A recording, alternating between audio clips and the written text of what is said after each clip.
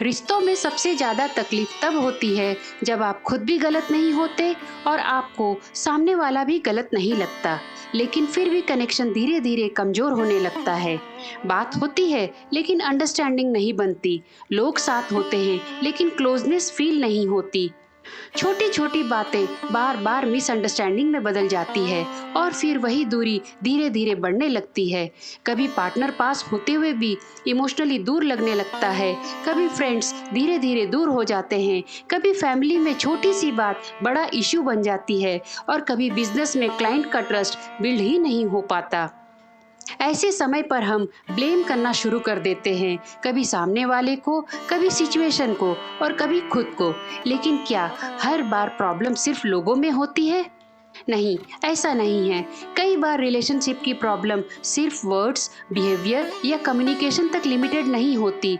कुछ पैटर्न बार बार रिपीट होते हैं। ऐसा लगता है जैसे घर का माहौल भी कहीं न कहीं उस पैटर्न को साइलेंटली सपोर्ट कर रहा है। और यहीं से एस्ट्रो वास्तु की बात आती है।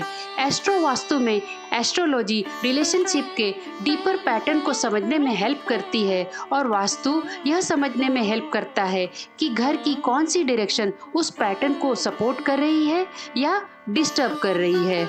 लेकिन इस वीडियो में हम टेक्निकल एस्ट्रोलॉजी में नहीं जाएंगे, बस थोड़ी सी एस्ट्रोलॉजी की जानकारी करेंगे और हम सिंपल लैंग्वेज में समझेंगे कि रिश्तों से जुड़ी प्रॉब्लम में घर की कौन सी डायरेक्शन ऑब्जर्व करनी चाहिए। नमस्कार, मैं पुनीता सेठिया बॉक्स टू जॉय से बोल रही हूँ और आज हम एक बहुत ही सिंपल लेकिन इम्पॉर्टेंट बात समझेंगे कि कैसे घर की कुछ डायरेक्शंस साइलेंटली हमारे रिलेशनशिप को अफेक्ट कर सकती है। कभी डिस्टेंस के रूप में, कभी मिसअंडरस्टैंडिंग के रूप में, कभी सपोर्ट कम होने के रूप में और कभी ट्रस्ट वीक होने के रूप में। वास्तव में साउथ वेस्ट डायरेक्शन को रिलेशनशिप स्टेबिलिटी का मास्टर जोन माना जाता है। यह जोन जुड़ा होता है ट्रस्ट से, बॉन्डिंग से, कमिटमेंट से और रिश्तों की लॉन्ग टर्म स्टेबिलिटी से। इसलिए जब किसी घर में रिलेशनशिप बार बार डिस्टर्ब होते हैं तो साउथ वेस्ट डायरेक्शन को सबसे पहले ऑब्जर्व किया जाता है। लेकिन यहाँ एक बात समझना बहुत ही जरूरी है, हर रिलेशनशिप की प्रॉब्लम में सिर्फ साउथ वेस्ट को देखना सही नहीं है। साउथ वेस्ट ओवरऑल स्टेबिलिटी दिखाता है, लेकिन हर रिलेशनशिप का अपना एक सेकेंडरी जोन भी होता है। जैसे हस्बैंड वाइफ रिलेशनशिप का एक अपना जोन होता है, फ्रेंड्स और सपोर्ट सिस्टम का अपना एक अलग जोन होता है, क्लाइंट्स और ट्रस्ट का भी अपना एक अलग जोन होता है। यानी हर रिलेशनशिप पैटर्न का एक प्राइमरी और एक सेकेंडरी डायरेक्शन सपोर्ट हो सकता है। आज इस वीडियो में हम ऐसे ही 5 कॉमन रिलेशनशिप पैटर्न को समझेंगे। सबसे पहले बात करते हैं हस्बैंड वाइफ रिलेशनशिप की।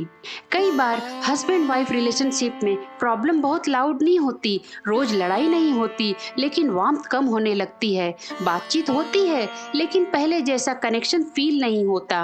पार्टनर पास होता है लेकिन इमोशनली दूर लगने लगता है। अट्रैक्शन कम होने लगती है, इरिटेशन बढ़ने लगती है और धीरे धीरे रिश्ते में एक खालीपन आने लगता है। एस्ट्रोलॉजी में हस्बैंड वाइफ रिलेशनशिप का मेन पैटर्न 7th हाउस से देखा जाता है और वास्तु में हम देखते हैं कि घर की कौन सी डायरेक्शन उस रिलेशनशिप की स्टेबिलिटी और केमिस्ट्री को सपोर्ट कर रही है या डिस्टर्ब कर रही है। सिंपल लैंग्वेज में समझे तो वास्तु के एंगल से साउथ वेस्ट रिलेशनशिप स्टेबिलिटी का मेन जोन माना जाता है। यह जोन ट्रस्ट, बॉन्डिंग, कमिटमेंट और लॉन्ग टर्म स्टेबिलिटी से जुड़ा होता है और हस्बैंड वाइफ रिलेशनशिप में अट्रैक्शन, इंटीमेसी और आपस की केमिस्ट्री के लिए हम north of north west direction को इम्पोर्टेंट मानते हैं। इसलिए अगर हस्बैंड वाइफ के बीच डिस्टेंस, इरिटेशन या अट्रैक्शन लॉस बार बार फील हो रहा है तो एक बार आप अपने घर के साउथ वेस्ट डायरेक्शन के साथ साथ north of north west area को भी ऑब्जर्व कीजिए। एक बार चेक कीजिए क्या वहाँ कोई क्लटर है, टॉयलेट है, रॉन्ग प्लेसमेंट है या कोई ऐसी चीज जो उस एरिया को हेवी बना रही है। अगर ऐसा है तो उसे इग्नोर ना करें, प्रॉपर गाइडेंस के साथ उस जोन को बैलेंस कीजिए, क्योंकि कई बार प्यार खत्म नहीं होता, बस कनेक्शन वीक हो जाता है। दूसरा इम्पॉर्टेंट रिलेशनशिप है हमारा खुद के साथ रिलेशनशिप, यानी कि सेल्फ रिलेशनशिप। कई बार प्रॉब्लम किसी और से नहीं होती, बस हमारे अंदर ही बेचैनी होती है। मन शांत नहीं रहता, छोटी छोटी बातों पर रिएक्शन ज्यादा हो जाता है। बात नॉर्मल होती है लेकिन माइंड उसे ओवरथिंक करने लगता है। कभी इरिटेशन बढ़ जाती है, कभी क्लैरिटी नहीं मिलती और कभी खुद के साथ कनेक्शन वीक फील होने लगता है। ऐसा लगता है सब कुछ है लेकिन मन के अंदर शांति नहीं है। एस्ट्रोलॉजी में सेल्फ, माइंड और इमोशनल पीस का पैटर्न लग्न, मून और फोर्थ हाउस से समझा जाता है और वास्तु में नॉर्थ ईस्ट डायरेक्शन को इनर पीस, क्लैरिटी और इमोशनल बैलेंस से जोड़ा जाता है।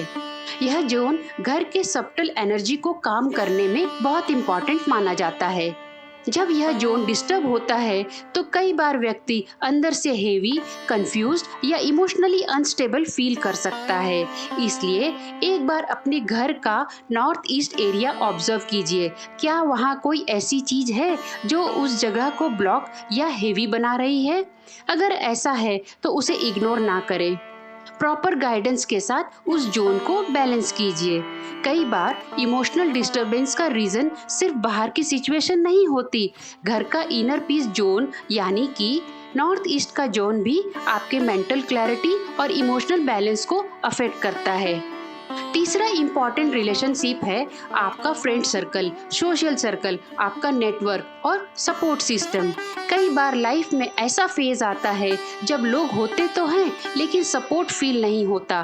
फ्रेंड्स धीरे धीरे दूर होने लगते हैं, आपस में मिलना जुलना कम हो जाता है। प्लान्स तो बनते हैं लेकिन निपटते नहीं हैं और कभी ऐसा लगता है कि लाइफ में फन, रिक्रिएशन और इमोशनल सपोर्ट ही कम हो गया है। एस्ट्रोलॉजी में फ्रेंड्स, सोशल सर्कल और सपोर्ट सिस्टम का मेन पैटर्न 11th हाउस से समझा जाता है और वास्तु में east of north east direction को सोशल बॉन्डिंग, फन और रिक्रिएशन से जोड़ा जाता है। कुछ केसेस में हम वेस्ट जोन को भी फुलफिलमेंट और सपोर्ट के एंगल से देखते हैं।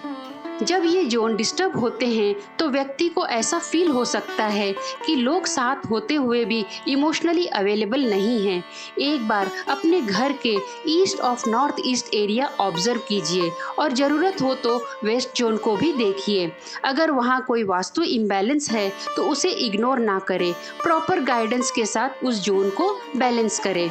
हर बार लोग गलत नहीं होते, कई बार सपोर्ट सिस्टम का एनर्जी पैटर्न भी वीक हो सकता है। अब बात करते हैं क्लाइंट और कस्टमर के साथ रिलेशनशिप की। बिजनेस में भी रिलेशनशिप होता है, क्लाइंट के साथ ट्रस्ट का रिलेशनशिप, कस्टमर के साथ कनेक्शन का रिलेशनशिप और मार्केट के साथ अपॉर्चुनिटी का रिलेशनशिप।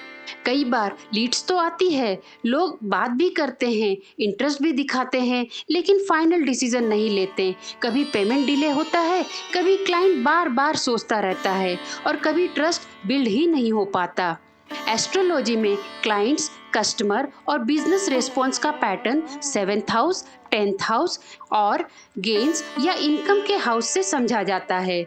और अगर इसे वास्तु की नज़र से देखें तो बिजनेस और क्लाइंट से जुड़े पैटर्न में नॉर्थ और साउथ जोन इम्पॉर्टेंट होते हैं। नॉर्थ को अपॉर्चुनिटी, मनी फ्लो और इनकम पॉसिबिलिटी से जोड़ा जाता है और south zone public image, recognization और लोगों के रिस्पॉन्स से कनेक्टेड माना जाता है। इसलिए अगर बार बार client trust issue, conversion problem या डिलेड रिस्पॉन्स आ रहा है तो अपने घर या ऑफिस के नॉर्थ और साउथ जोन को ऑब्जर्व कीजिए। अगर वहाँ कोई वास्तु इम्बैलेंस है तो उसे इग्नोर ना करें, प्रॉपर गाइडेंस के साथ उस जोन को बैलेंस करें। बिजनेस में प्रॉब्लम हमेशा प्रोडक्ट, प्राइसिंग या मार्केटिंग की नहीं होती, कई बार ट्रस्ट और अपॉर्चुनिटी का फ्लो भी साइलेंटली वीक हो जाता है। अब बात करते हैं एक सेंसिटिव रिलेशनशिप पैटर्न की। कई बार रिलेशनशिप में प्रॉब्लम ओपनली दिखाई नहीं देती, ऊपर से तो सब नॉर्मल लगता है लेकिन अंदर क्लैरिटी नहीं होती। कभी इमोशनल अटैचमेंट क्लियर नहीं होता, कभी बाउंड्रीज वीक हो जाती है, कभी किसी थर्ड पर्सन का इन्फ्लुएंस रिलेशनशिप को डिस्टर्ब करने लगता है और कई बार व्यक्ति खुद भी नहीं समझ पाता कि वह इमोशनली किस तरफ खींच रहा है। एस्ट्रोलॉजी में ऐसे सेंसिटिव रिलेशनशिप पैटर्न को 5th house, 7th house, 8th house और 12th हाउस के थ्रू समझा जाता है और वास्तु के अनुसार कुछ डायरेक्शंस हिडन इमोशंस और कंफ्यूजन से जुड़ी मानी जाती है। ऐसे सेंसिटिव केसेस में east of south east area को केयरफुली ऑब्जर्व करना चाहिए। अगर किसी रिलेशनशिप में hidden confusion, third person influence, in-laws से जुड़ा इमोशनल प्रेशर या इमोशनल इंस्टेबिलिटी बार बार दिख रही है तो एक बार अपने घर का east of south east area observe कीजिए। क्या वहाँ कोई वास्तु इम्बैलेंस है? क्या कोई प्लेसमेंट उस जोन को डिस्टर्ब या हेवी बना रही है? अगर ऐसा है तो प्रॉपर गाइडेंस के साथ उस जोन को बैलेंस करें। हर हिडन पैटर्न को ब्लेम या कैरेक्टर प्रॉब्लम बनाकर नहीं देखना चाहिए। कई बार स्पेस की एनर्जी भी कंफ्यूजन, सेक्रेसी और इमोशनल इंस्टेबिलिटी को साइलेंटली एम्पलीफाई कर सकती है। अब तक हमने 5 रिलेशनशिप पैटर्न देखे और इससे एक बात तो क्लियर होती है, सिर्फ एक डायरेक्शन देखकर कोई फाइनल कंक्लूजन नहीं निकालना चाहिए। हर घर अलग होता है, हर रिलेशनशिप का पैटर्न अलग होता है। एस्ट्रोलॉजी पैटर्न समझने में हेल्प करती है और वास्तु डायरेक्शन सपोर्ट को समझने में हेल्प करती है। साउथ वेस्ट इम्पॉर्टेंट है, लेकिन हर रिलेशनशिप का अपना सेकेंडरी जोन भी होता है। इसलिए रैंडम रेमेडी से पहले प्रॉपर ऑब्जर्वेशन और गाइडेंस जरूरी होता है, क्योंकि सही डायग्नोसिस होगा तभी सही करेक्शन पॉसिबल होगा। अगर किसी घर में डायरेक्शन इम्बैलेंस है तो इसका मतलब यह नहीं है कि रिलेशनशिप हमेशा ही खराब रहेगा। जब पैटर्न समझ आता है तो ब्लेम कम हो जाता है और क्लैरिटी बढ़ने लगती है। कई बार सॉल्यूशन ब्लेम में नहीं, सही डायरेक्शन समझने से होता है। अगर आप अपने घर और रिलेशनशिप को डीपर लेवल पर समझना चाहते हैं तो box2joy.com पर विजिट करें या व्हाट्सएप के जरिए box2joy टीम से कनेक्ट करें। अगर यह वीडियो आपको हेल्पफुल लगी हो तो इसे लाइक करें, शेयर करें और कमेंट में बताएं कि अगला वीडियो आप किस रिलेशनशिप के पैटर्न पर देखना चाहेंगे। चलिए आज के लिए बस इतना ही। मिलते हैं अगले वीडियो में एक मीनिंगफुल टॉपिक के साथ। तब तक अपने रिश्तों को ब्लेम से नहीं, अवेयरनेस से देखिए। धन्यवाद।